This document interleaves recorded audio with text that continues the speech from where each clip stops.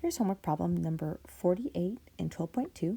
So we're supposed to find the limit using the limit as h approaches 0, f of x plus h minus f of x all over h. And so first we need to plug it in to this equation.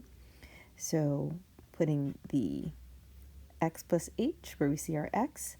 So the limit as h approaches 0 of 1 over x plus h minus 1, and then minus the f of x, which is just the original function, all over h.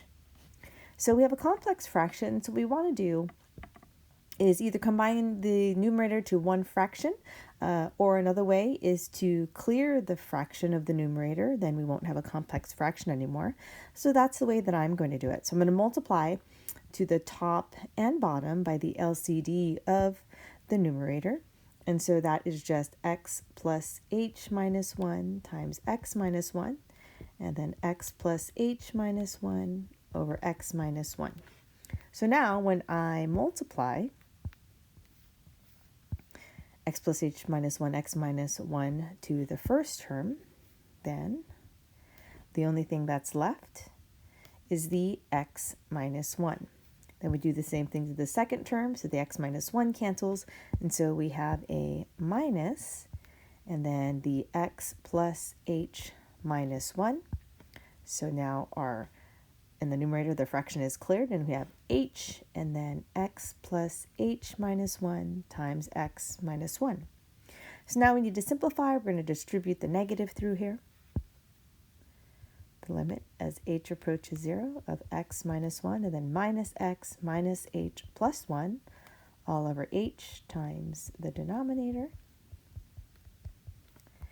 And so our 1 and a negative 1 cancels, our x and our negative x cancels. So we have the limit of negative h over h times x plus h minus 1, x minus 1. So our h's also cancel. So now we have the limit as h approaches 0 of negative 1 over x plus h minus 1 times x minus 1. And now we can plug in 0 for h, and it's okay now. We won't get anything that's undefined. So the limit as h approaches 0 is negative 1 over x plus 0 minus 1 times x minus 1, or negative 1 over x minus 1 times x minus 1.